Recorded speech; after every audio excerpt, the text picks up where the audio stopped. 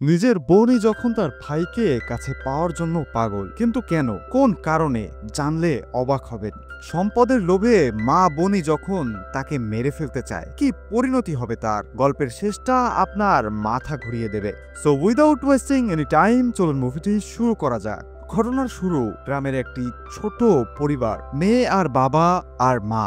গরিব ঘরের একমাত্র মেয়ে মাল্লি। তাদের বাড়িতে এক সাধু আসে। সে জানায় তাদের ভাগ্য খুলতে চলেছে, সব অভাব মিটে যাবে তাদের। গ্রামে এমন অনেক সাধু পথে ঘাটে ঘুরে বেড়ায় আর আবোল তাবোল বলতে থাকে। এজন্য তার কথার কোনো গুরুত্ব না দিয়ে মাল্লি তাকে বাসা থেকে তাড়িয়ে দেয়। এই ঘটনার পরই এক আগন্তুকের প্রবেশ হয় তাদের বাড়ির সামনে। ছেলেটার নাম চিন্নি, শহরের ছেলে, বিভিন্ন গ্রাম ঘুরে বেড়ানো যার শখ।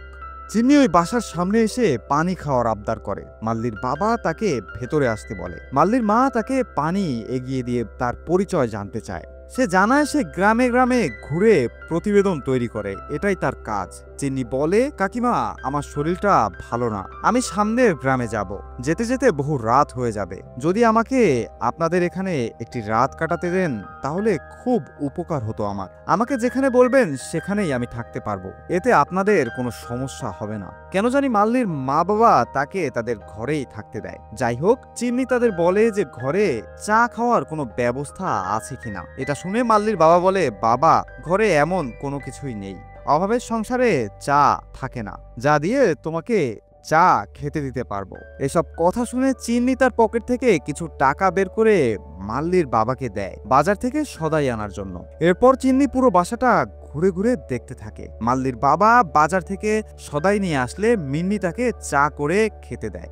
এরপর মাল্লির বাসায় তার বাবার মহাজন আসেন, যার কাছে এই বাড়িটি বন্ধক রাখা হয়েছে। আর মাল্লির বাবা তেমন কোনো কাজও করছে না, আর কাজকাম বাদ দিয়ে মাল্লির বাবা প্রায়ই মদ খেতে যায়। এটা তার একটি বাজে নেশা, আর যার জন্যই আজ তাদের এই করুণ অবস্থা। যাই হোক, ওই লোকটি চলে যাওয়ার পর চিন্নি মাল্লির বাবাকে বলে এই লোকটি কেন আর কি কারণে এসেছিল। তখন মাল্লির বাবা তাকে সব খুলে বলে। তাকে বলে যে জমি বন্ধক দিয়ে সে যে টাকা নিয়েছিল সেটা এখনো ফেরত দিতে পারেনি। সেই টাকা সুদে আসলে অনেক টাকা হয়েছে, যা তাকে ফেরত দেওয়া কোনোভাবেই তাদের পক্ষে সম্ভব নয়। তখন চিন্নি ঘরের ভিতর ঢুকে গিয়ে তার ব্যাগটি সামনে নিয়ে আসে আর বলে যে মহাজন ঠিক কত টাকা পাবে বলুন তো। মিন্নির বাবা বলে যে সুদ সমেত 35,000 টাকা পাবে সে। চিন্নি তখন তার ব্যাগ খোলে আর তার মধ্য থেকে বেরিয়ে আসে প্রচুর টাকা আর গহনা, যা দেখে সবার চোখ বড় বড় হয়ে যায়। একসাথে এত টাকা আর এত গয়না তারা আগে কোনোদিন দেখেনি। মিন্নির চোখে লোভ যেন ছলছল করে উঠল। চিন্নি বলে যে আমি আপনাদের ঋণ পরিশোধ করে দেব। মিন্নি বলে, আমরা কি তোমার কাছে ভিক্ষা চেয়েছি? চিন্নি বলে, আমাকে ভুল বুঝবেন না, আপনারা ভালো মানুষ, না হলে আমার মতো এক অপরিচিত ব্যক্তিকে ঘরে ঠাঁই দেবেন কেন? আর দেখুন, আপনারাও তো আমার সাহায্যই করেছেন।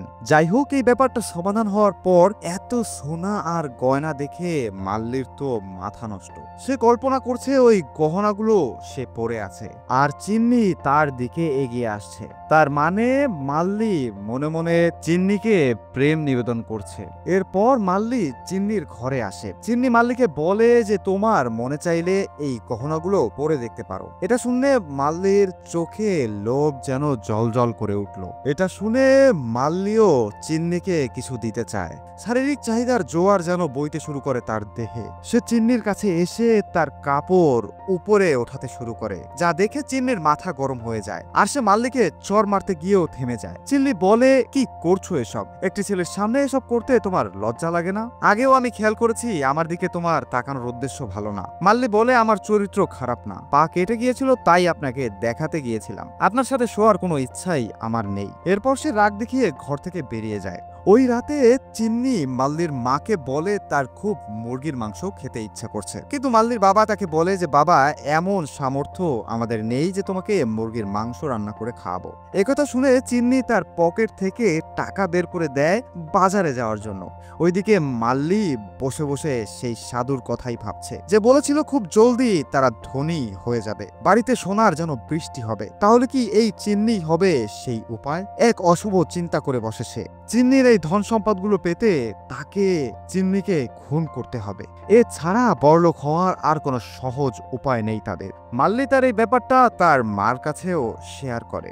আজ রাতেই এটা করতে হবে। তাদের এই পরিকল্পনার কথা তার বাবাও বাজার থেকে এসে আড়ালে শুনতে পায়। কিন্তু অবাক করা বিষয় হলো মাল্লির বাবাও এই পরিকল্পনায় সায় দেয়। খুব জলদি ধনী হওয়ার এটাই একমাত্র রাস্তা তাদের কাছে। এবার তারা পরিকল্পনা করতে বসে যে কিভাবে তারা এই কাজটি করবে। সহজ কোনো উপায় খুঁজে বের করতে হবে তাদের। মাল্লির মা ঠিক করে ধুতরা পাতা খাবারে মিশিয়ে চিন্নিকে খাওয়াতে হবে। আর যারা ধুতরা পাতা চেনেন না তাদেরকে বলে রাখি, ধুতরা পাতা হলো এক ধরনের বিষ যা দিয়ে কোনো প্রাণীকে খুব সহজেই মারা যায়। ঠিক এমনই করা হয়। খাবারের এই বিষ মেশানো হয়ে গিয়েছে। চিন্নিকে বসতে দেওয়া হয়েছে খাবার খাওয়ার জন্য। কিন্তু ঠিক এমন সময়ই মাল্লির মা চিন্নিকে হাত ধুয়ে আসতে বলে। ঠিক এই সময় মাল্লির বাসার সামনে কেন যেন দুটি পুলিশকে তারা দেখতে পায়। তখন মাল্লির মা চিন্নিকে বলে যে তারা না যাওয়া পর্যন্ত বাইরে বের না হতে, কারণ অপরিচিত কাউকে বাসায় দেখলে কোনো ঝামেলা করতে পারে তারা। পুলিশ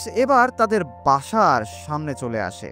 পুলিশ জানায় যে পাশের বাসায় চুরি হয়েছে, তাই আশেপাশেই চোরকে খুঁজে দেখছে তারা। তখন পুলিশ জানায় যে ঘর থেকে খুব সুঘ্রাণ বেরোচ্ছে। তারা জানায় যে তাদেরকেও যেন কিছু খেতে দেয়া হয়। এই বলেই তারা ঘরের ভিতরে ঢুকে খাবারের সামনে বসে যায়। কিন্তু এ খাবারে তো বিষ মেশানো আছে, যা তারা খেলেই মারা যাবে। তাই মাল্লির মা বলে, এ তো এঁঠো খাবার, আপনাদেরকে খেতে দেওয়া যাবে না। বসুন, ভালো খাবার আপনাদের সামনে এনে দিচ্ছি।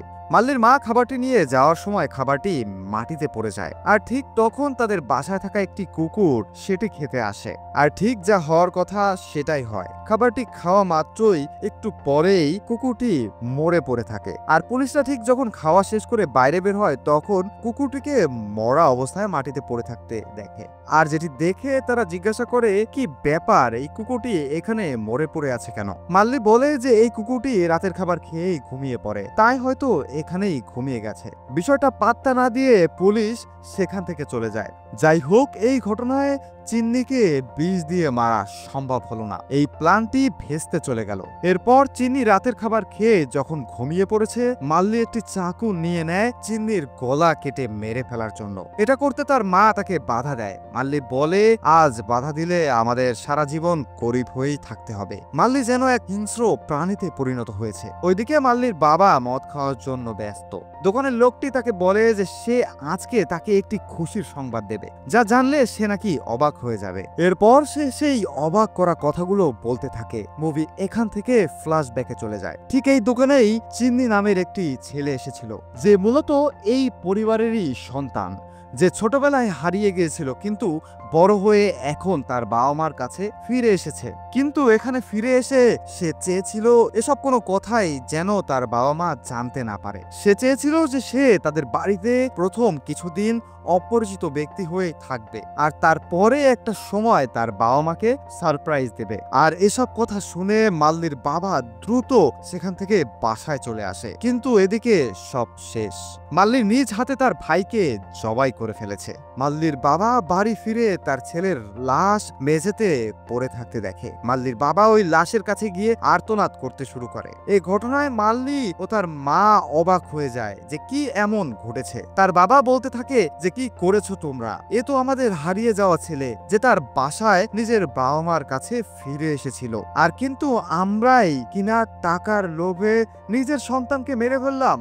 মুভি এখান থেকে ফ্ল্যাশব্যাকে চলে যায়। দেখানো হয় চিন্নি ছোটবেলায় তার বোনের চুল কেটে ফেলে মজা করে। তার মা তাকে খুব শাসন করে। তখন চিন্নি ভয়ে সেখান থেকে বাড়ি থেকে পালিয়ে যায়। এরপর সে আর কোনোদিন বাড়ি ফেরেনি।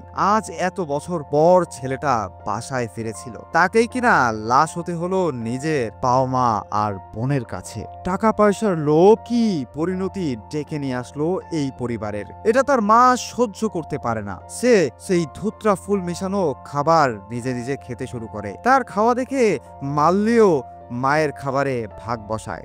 আর এরপর মাল্লির বাবা পুরো বাড়িতে আগুন জ্বালিয়ে দেয়। সবাই একসাথে সুইসাইড করে, তারা সব জ্বলে পুড়ে ছারখার হয়ে যায়। আর মুভিটি এখানে শেষ হলেও এখান থেকে আমাদের শিক্ষা নেওয়া উচিত। লোভ কখনোই সুফল বয়ে আনে না। লোভ থেকেই আপনি ভুল পথে খুব সহজেই পা বাড়াবেন। এজন্য কথায় বলে যে লোভে পাপ, পাপে মৃত্যু। মুভিটি কেমন লাগলো কমেন্টে আমাদের অবশ্যই জানাবেন। এমন সব মুভি সবার আগে পেতে আমাদের চ্যানেলটিকে অবশ্যই সাবস্ক্রাইব করবেন।